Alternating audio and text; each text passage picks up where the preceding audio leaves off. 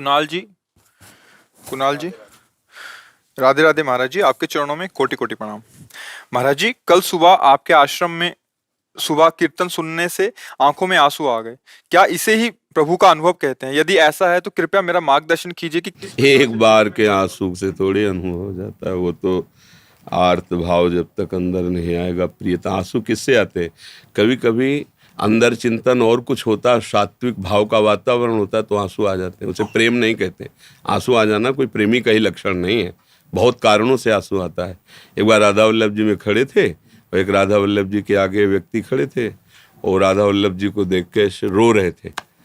पीछे से अंदर ऐसा लगा कि कितनी कृपा है इनके ऊपर कि प्रभु को देख करके रो रहे हैं। तो बार बार उनके चरणों की तरफ वृत्ति गई। फिर वो सिसक के फिर उन्होंने जो प्रार्थना की, फिर हम पीछे हट गए। उनका प्रभु हमारी पत्नी तो मरणासन में थी, आपने बचा ली, और फिर पीछे हट गए। मोह राग से तो प्रभु को साधन बनाकर विषय साध्य करके रोना तो सारा संसार रो रहा है, जिसका साधन भी प्रभु और साध्य भी प्रभु। अब प्रभु के बिना जिया नहीं जा रहा है। जो प्रभु के लिए रोता है, गदगद सुर नैना सजल दंपति रस रहे भीन ईगत वृंदा विपिन, उसका रोना सार्थक होता है। समझ में आया? तो अभी तो भजन करो। ये सात्विक वातावरण का प्रभाव है कि आंसू आ गए। इसी को प्रभु का अनुभव थोड़ी कहते हैं। प्रभु का अनुभव तो जब होगा तो फिर एक अलग ही धारा बह जाएगी। नाम जप करो, नाम जप, खूब नाम जप करो। कोई नशा न करो, माताओं बहनों की तरफ गंदी दृष्टि न रखो। हाँ, अपने को पवित्र रखो। धीरे धीरे धीरे धीरे पहले नवदा भक्ति तो आवे हृदय में, तब प्रेम आवे। श्रवणम कीर्तनम स्मरणम विष्णुर्पाद सेवनम अर्चनम वंदनम दास्यम शक्य आत्मनिवेदनम, अब प्रेम। हाँ, पहले ये जो साधन भक्ति है ना, ये करते करते तब तिन प्रेम लक्षणा पाई पाई रस भक्ति गूढ़ जुग जुग जग दुर्लभ भव इंद्रादि विधिम आगमन निगम पुराण अगोचर सहज माधुरी रूप निधिम अवन भय आनंद कंद निज संपत्ति। अब भगवदानंद में मत हो रहा क्योंकि सामने रूप छा गया है। हेले, अभी छोटे मोटे आंसू, इनकी कोई गणना नहीं है। अच्छा है भागवतिक वातावरण में ऐसे भाव आना, ये टिकाऊ चीज नहीं है। भागवतिक वातावरण हुआ तो थोड़ा सात्विक भाव आ गए, राजसिक वातावरण हुआ तो काम क्रोध आ गए, तामसिक वातावरण हुआ तो निद्रा प्रमाद स्थिति हिंसात्मक वृत्तियां। अभी कोई टिकाऊ बात थोड़ी है। अरे हाँ, जब एक बार इनके लिए रोना आ जाए, फिर आंसू एक बूंद किसी और स्थिति में ना गिरे, केवल प्रभु को समर्पित आंसू, उन्हें माना जाता है कि इनका रोना सार्थक है। रो तो संसार रहा है, प्रभु के लिए रोया और फिर कभी अपने लिए रोया ही नहीं। चाहे जितना कष्ट हो, चाहे जैसी परिस्थिति हो, मुस्कुरा कर सह गया। अगर रोना आया तो प्रभु के प्यार में रोना आया, बस। हर परिस्थिति को मुस्कुरा के सह गया, लेकिन प्रभु के प्यार को अशय नहीं, उसमें विकल होकर के, आनंद से या विरह से विकल होकर प्रभु के लिए रोता है, वो रोना सार्थक पाया जाता है। प्रमोद पांडे जी, ज्योति पांडे जी। महाराज जी, आपके चरणों में कोटि कोटि प्रणाम। महाराज जी, पर ब्रह्म और निराकार ब्रह्म में क्या अंतर है? उनका साकार करो।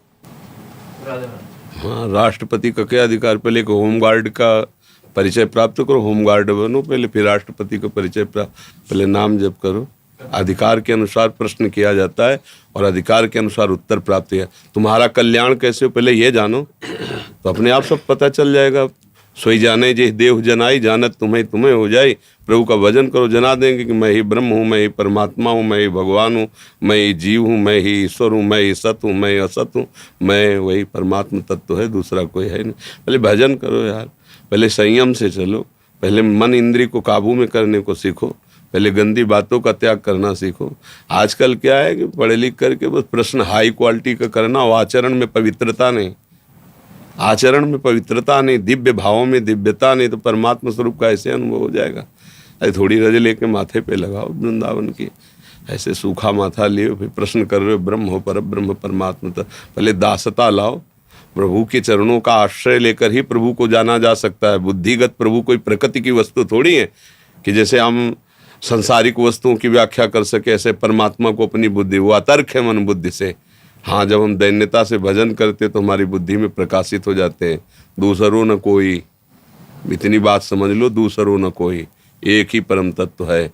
उसी को विविध नामों से पुकारा जाता है, चाहे उसे ज्ञानी जन ब्रह्म कहें, योगी जन परमात्मा कहें, भक्त जन भगवान कहें, रसिक जन लाडिले लाल कहें, वही है, दूसरा कोई नहीं है।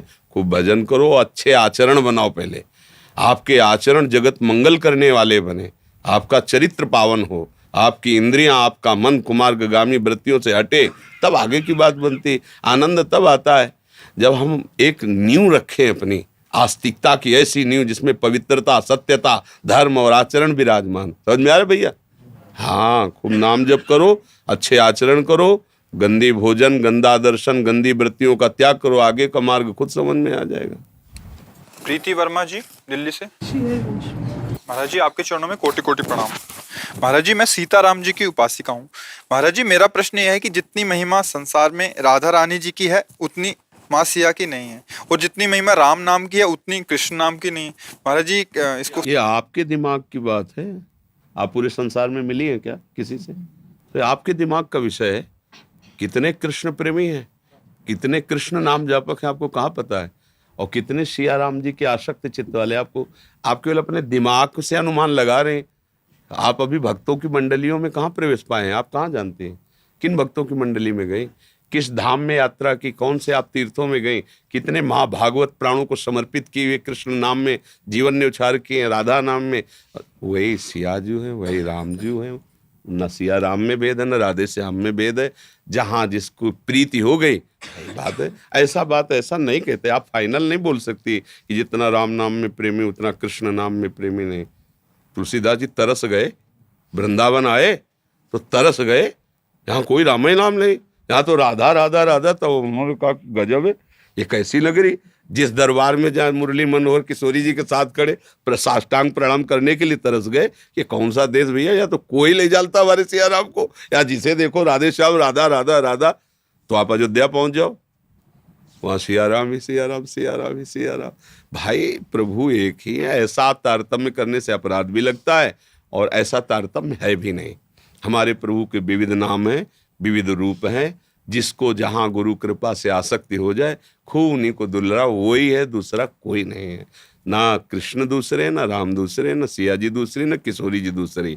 हाँ, प्रेम की पराकाष्ठा फिर अलग अलग। जैसे राम और परशुराम एक ही बात है ना। भगवान के अवतार परशुराम जी भी हैं और राम जी हैं। जब परशुराम जी अपने स्वरूप में थे, पूरा विश्व थर्रा रहा था, और जब राम जी के सामने गए तो परशुराम जी है चरणों में झुक के जय जय करके। तो अब कोई दूसरा तो नहीं ना। ऐसे ही प्रेम, भजन, बल संपूर्ण से भगवान संपूर्ण है। अब जहाँ जरूरत 10 किलो उठाने की है तो 100 किलो का प्रदर्शन थोड़ी करते हैं। 10 किलो उठा लिया, और जहाँ 100 किलो का वहाँ 100 किलो, जहाँ 10,000 का वहाँ 10,000 का। अब कहो उन्होंने तो 10,000 उठाया था और उन्होंने 10 किलो उठाया था, तो मतलब ये नहीं वहाँ जरूरत 10 किलो की थी इसलिए 10 किलो उठाया है। तो संपूर्ण शेष जी के फण में सरसों के दाने की तरह अनंत ब्रह्मांड है। अच्छा, वो भगवान गिरिराज जी उठा ले, कोई बड़ी बात हो गई? तो अपने लोग क्या है, गोस्वामी तुलसीदास जी से किसी भक्त ने विनोद में कहा कि आपके ठाकुर तो कितने 12 कला युक्त है। 12। हाँ, 12। हमारे ठाकुर कृष्णचंद्र 16 कला से। तो आंसू आ गए। बोले आज हमें पता चला कि हमारे प्रभु 12 कलाओं से भी युक्त हैं। हम तो केवल राम से प्रेम करते हैं, कलाओं से नहीं। चुप हो गए सब। हम तो केवल राम से प्रेम करते हैं, हमारे राम प्राण धन है, जीवन। ये प्रेम का विषय बड़ा छोटा हो, अधिक लोग अधिक तो माया को जपते, तो माया बड़ी हो गई क्या? ना उतना राम को जपते, ना कृष्ण को जपते जितना माया को जपते हैं। अगर लोगों से तारतम्य मिलाया जाए तो जितना प्यार पत्नी से करते उतना भगवान से नहीं करते, जितना भोगों से करते उतना भगवान से नहीं करते, तो भोग ज्यादा हो गए ना। इस तारतम्य से निर्णय भक्ति का नहीं होता कि किसके ढोल ज्यादा बज रहे। हाँ, तो भाई ये बाहरी दर्शन से हम भक्ति का निर्णय नहीं कर सकते। ये तो बहुत ही मतलब उपहास की बात हो जाएगी। ऐसे नहीं। प्रभु के सब नाम प्रिय, प्रभु के सब रूप प्रिय। प्रभु वही है, जहां जितनी लीला की आवश्यकता हो उतना दिखाया है भगवान ने। भगवान इतने सामर्थ्यशाली, आप समझो कि अनंत ब्रह्मांडों को अपने फण पे शेष रूप में एक दाने की तरह रखे। वो भगवान गिरिराज जी उठा रहे हैं। समझो। और वही भगवान जिन्होंने गिरिराज उठाया, नंद की डेहरी नहीं पार कर पा रहे। बाल गोविंद ऐसे घुटनों के बल होते हुए बाबा की डेहरी पे गए तो मोटी डेहरी महल की, और लकड़ी की होती थी पहले मोटी डेहरी, डेहरी पूजन होता था, ऐसे मोटी डेहरी। अब चढ़ गए, छाती तो ऊपर हुई, पैर श्री चरण ऊपर उठ गए, अब आगे हाथ नहीं जा सकते क्योंकि छोटे गोपाल जी हैं। अब रो रहे हैं, ना इधर ना उधर। कौन? जिन्होंने एक पग में ब्रह्मलोक तक नाप लिया था, जरूरत पड़ी तो नपना कितना बड़ा हो गया। और नारद जी आए थे दर्शन के लिए, नारद जी ने देखा, दौड़ पड़े बीणा धर, बोले नहीं तुम दूर रहो, ये सुख हम यशोदा मैया को देने के लिए कर रहे हैं। माँ माँ माँ दौड़ के आई, दासियों पर बिगड़, अरे मेरा लाला गोद में उठाया, ऐसे छाती से नारद जी देखते रह गए। तो अब कह दो कि ये बाल कन्हैया डेहरी भी नहीं पार कर पा रहे हैं, ये सुख देने के लिए सामर्थ्य कितनी है। शेष जी के सर पर सरसों के दाने की तरह रखा है, कोई फर्क नहीं पड़ रहा, अनंत ब्रह्मांडों का वजन, मतलब असीम अनंत सामर्थ्यशाली भगवान का जैसे स्वरूप है वैसे ही नाम है। राम बोलो, हरि बोलो, कृष्ण बोलो, सब उन्हीं के हैं। अब जिसकी जहां रति हो गई, जिसको जिस नाम से प्यार हो गया, अब आप जैसे आप राम जापक हो, राम नाम जापक हो, तो आपके लिए राम नाम ही सर्वस्व होना चाहिए। बस जम जाओ, उत्तम के बस असमन माही, सपने हो आन पुरुष जगनाई। मेरे लिए तो मेरे प्रभु ही सब कुछ है, और जो प्रभु गुरुदेव ने दिए हैं उन्हीं के नाम रूप में अपना जीवन समर्पित। छुटाई बड़ाई महिमा प्रसिद्धि ये तो सब बेकार की बातें हैं। अगर कोई राम नाम ना जपे तो हम राम नाम की महिमा नहीं जानेंगे क्या? हम राम नाम नहीं जपेंगे क्या? बहुत लोग जप रहे हैं इसलिए हम जप रहे हैं क्या? अरे हमारा पर्सनल प्रेम है प्रभु से। कोई जपे या ना दे, कोई तो गाली दे रहा है तो हम भी देंगे क्या? कोई अपमान कर रहा है, कोई कुछ कर रहा है, तो हम उससे क्या प्रभावित होंगे क्या? क्या तुम सच्चिदानंद को डाउन कर पाओगे क्या? अरे तुम अपना ही नाश कर रहे हो। तो हमको अपनी भक्ति देखनी है, हमारे गुरुजनों ने जो हमें उपदेश किया हमें उसके अनुसार चलना है। देखो 1 करोड़ संसारी आदमी बोले और एक महात्मा बोले तो 1 करोड़ की समानता, मतलब एक उस महात्मा की वाणी से 1 करोड़ की समानता नहीं की जा सकती। भैया 1 करोड़ बोल रहे इनकी बात मान, नहीं, ये विषय सेवन करने वाले, इनका अनुभव 1 करोड़ का ठीक नहीं, लेकिन एक निर्विषय भगवत प्राप्त महात्मा बोल रहा, उसकी बात माननी है। अगर एक भक्त बोल रहा है तो पूरा विश्व एक तरफ, भक्ति की वाणी है एक तरफ, हमें भक्तों को देखना है। तो अगर आपको देखना है तो भगवान ने जहाँ जहाँ अवतार लीलाएं की हैं वहाँ का रंग है। आप जाओ, चित्रकूट जाओ, अयोध्या जाओ, देखो कैसे राम भक्त हैं। अब आओ वृंदावन, तो ये तो किशोरी जी का महल है, यहाँ तो डाल डाल और पात पात पे राधे राधे हो, यहाँ किसी के लिए चले यहाँ तो किसी भी उपासना को जय जय श्री राधे बोलना ही पड़ेगा। ये धाम है, महारानी जी का महल है, यहाँ तो बोलना ही पड़ेगा। तो कोई भी किसी भी उपासना को बाद में बोलना पड़ेगा जय जय श्री राधे। महारानी के महल में रह रहे हो, उनकी जूठन खा रहे हो, तुम्हें जय जय बोलना पड़ेगा। तो ये भाव थोड़ा सा इसका सुधार किया जाए। हाँ, उसको अवधेश शर्मा जी। गुरुदेव आपके चरणों में कोटि कोटि प्रणाम। गुरुदेव, श्री जी का नाम जप कब नहीं कर सकते? मैं फौजी हूँ, समय के अभाव के कारण। नाम जप तो हर समय कर सकते हैं। नाम जप में कोई पवित्रता का विधान नहीं। नाम जप के लिए कोई ऐसा नहीं है कि आप ऐसे होकर के जपिए। हाँ, बूट पहने हुए खड़े हैं, जो मिला सो खा लिया, राधा राधा राधा राधा, कोई परेशानी नहीं। मंत्र जप के लिए थोड़ा शास्त्रीय विधान की जरूरत है। भगवान का नाम तो परम पावन है। अहो बत सुपचतो गरीयान यज्जिभ्याग्य वर्तते नाम तुभ्यम। वो नीच आचरण करने वाला, नीच आहार करने वाला, उसमें तो लिखा है कुत्ते का मांस खाने वाला भी परम पवित्र है जिसकी जिह्वा से भगवान का नाम उच्चारण हो रहा है। अहोबत सुपचतो गरीयान, वो चांडाल जो कुत्ते का मांस खाता है पर उसकी जिह्वा में भगवान का नाम विराजमान है। गरीयान माने श्रेष्ठ होता है। अहोबत, अहो आश्चर्य है, आचरण तो इतने नीच है पर उसकी जिह्वा पे भगवान का नाम आ गया, अब इसका मंगल हो जाएगा। अहोबत सुपचतो गरीयान या जिह्वागे वर्तते नाम। उसने सारी तपस्या का फल प्राप्त कर लिया, उसने वेदाध्ययन कर लिया, उसने सारे तीर्थों का अवगाहन कर लिया, जिसने प्रभु का नाम अपने मुख पर विराजमान कर लिया। तो जैसी परिस्थिति वैसी परिस्थिति में भगवान का नाम जपना प्रारंभ कर दो। जैसी परिस्थिति चाहिए वैसी आ जाएगी वो नाम के बल से। हमें नाम नहीं छोड़ना, नाम जप प्रारंभ करो।